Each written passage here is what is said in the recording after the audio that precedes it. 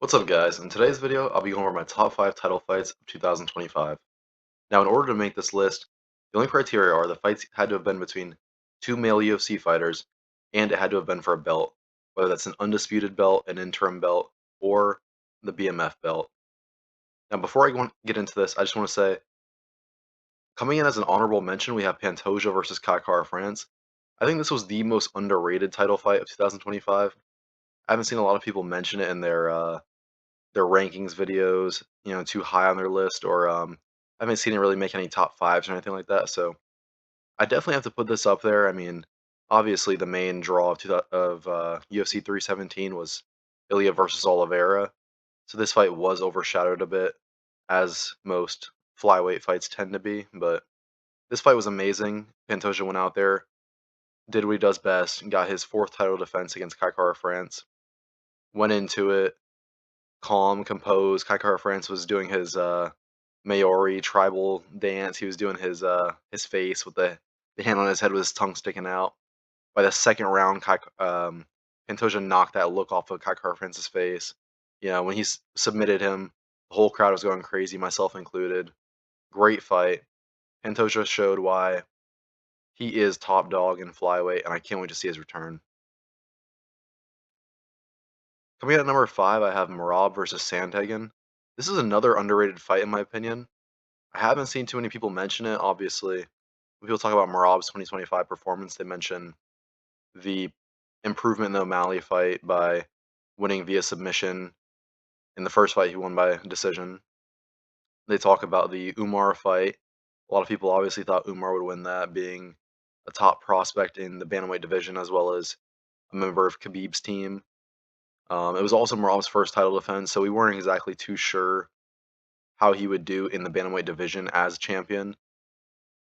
The Peter Yan fight is obviously mentioned as well. A lot of people thought Merab they thought he would dominate Yan. He was a heavy favorite, and for good reason. I mean, he beat Yan comfortably, dominated him in their first fight, and Yan, his record isn't as good as it should be. I mean, he's got some questionable losses on there due to some bad decisions.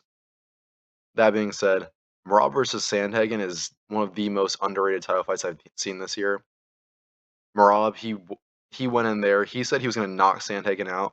I remember there's a moment in the middle to end of the second round where it looked like he was about to do just that. I mean, DC himself said, as Merab was teeing off on him, he goes, "Oh my God, Merab, he's going to knock him out like he said he would." Sandhagen was like trying to regain his balance. Merab knocked him down. Merab, he showed great boxing.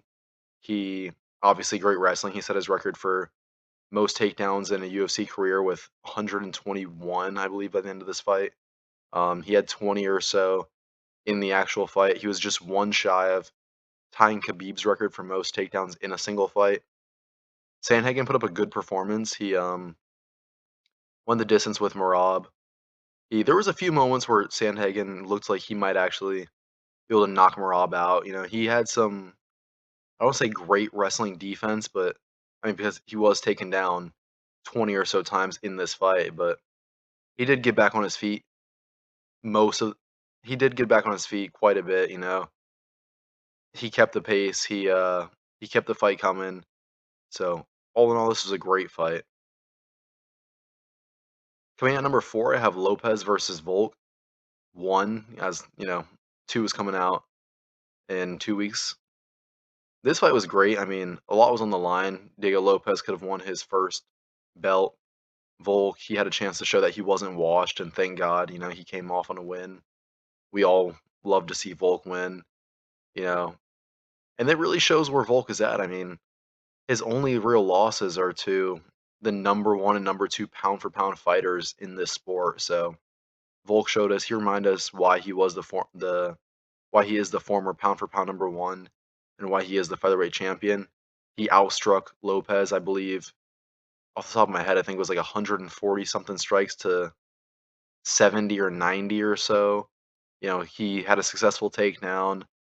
This fight was competitive, but it wasn't close, I would say. I mean, Diego, he's a warrior. He kept the pace. He was putting pressure on Volk, but he just couldn't hang with him. Volk, despite having the age and the reach disadvantage, he kept Diego. You know, outside of his range, and Volk teed off on him a few times. And Volk really showed us why he is not just a fan favorite, but one of the best fighters of all time. Coming at third, I have Topuria versus Oliveira.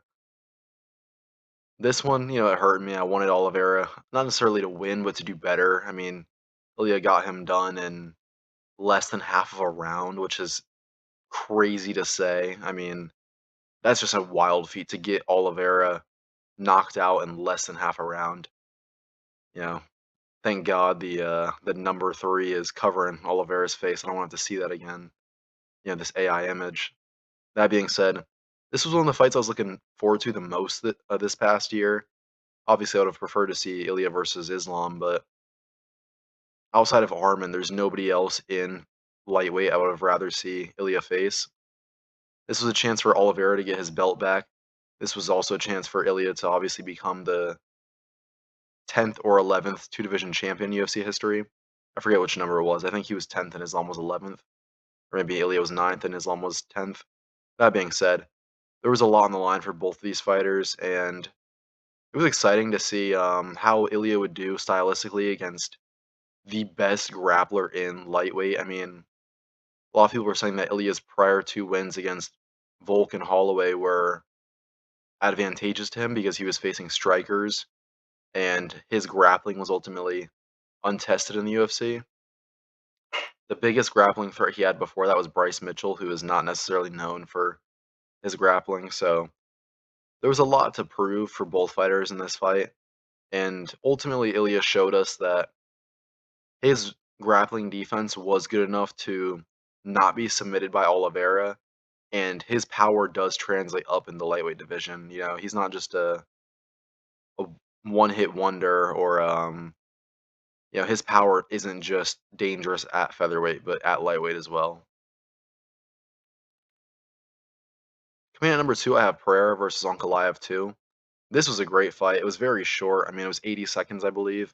Ankalaev only got 4 strikes in, but this fight, the reason I have it so high on the list is there was a chance for both of these fighters to show where they are legacy-wise. Pereira, with this win, has beaten 6 former champions in his time. Ankalaev, he had the chance to show that he would become a GOAT of the sport by putting away Pereira for a second time, after outstriking him and doing more damage to him in their first fight. He had more total strikes, more significant strikes. There was a chance for him to show that it wasn't a fluke and he is somebody to be taken very seriously. That being said, Pereira, he knocked him down very quickly and had the hammer fist coming in before Herb Dean ultimately stopped it. And I'm glad he did. I mean, I'm a Pereira fan. I prefer him to Ankalaev.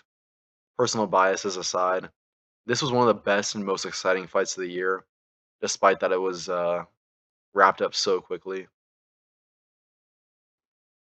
And coming in at number one, I have Merab versus Peter Yan. This one hurt me as a Yob or a Merab fan. I have nothing against Yan. I just prefer Merab. I became a fan of his this past year. I went from thinking that Umar would beat him in a dominant fashion to, seeing some of his shenanigans on Instagram, seeing the things he does in his free time, seeing how hilarious he is, how good of a guy he is, coming to like him, and not only that, but root for him in his fights. So this one hurt me to watch. I mean, just looking at his face busted up here really sucks, but both these fighters had a lot to gain in this. Merab would have been, if he won, he would have had his 4th title defense at bantamweight, as well as he would have set the record for most title defenses in a year of any division. Yan, he would have got his belt back. So both these fighters had a lot on the line. Merab, technically, he set another record by most takedowns in a UFC fighter's career, as he already set that record against Sandhagen. So everything additional just adds to that record. And he did have a few takedowns landed. That being said, this fight, there was not a dull moment in it. I mean, Yan, it was very impressive to see how many of Merab's takedowns he stuffed. It was myself, and I don't think anybody else watching expected him to stuff so many. Merab, he for the first time, he looked tired in a fight. I mean, we all kept saying that Merab is, indefatigable. He is the machine. His cardio is unmatched. He can go fight 5 rounds, fight another 5 rounds, then go run a 10K. Like this guy is, or a 5K. This guy's a beast. Jan showed us that Merab is indeed human. I'm looking forward to seeing the rematch. I think if Merab is ready to fight soon, then he should get an immediate rematch. If not, then Jan should fight Umar if he wins his next fight. That being said, this fight was amazing. I would love to see these two fight again. If they don't fight in the near future, and then hopefully Jan fights Umar if he wins. I don't want to see either of these guys fight O'Malley again. There's no need for that. That being said, this is my top 5 favorite title fights of 2025. Let me know what your list is looking like, if you would move these around, remove any, add any. Like, comment, share, subscribe, and I'll catch you in the next one.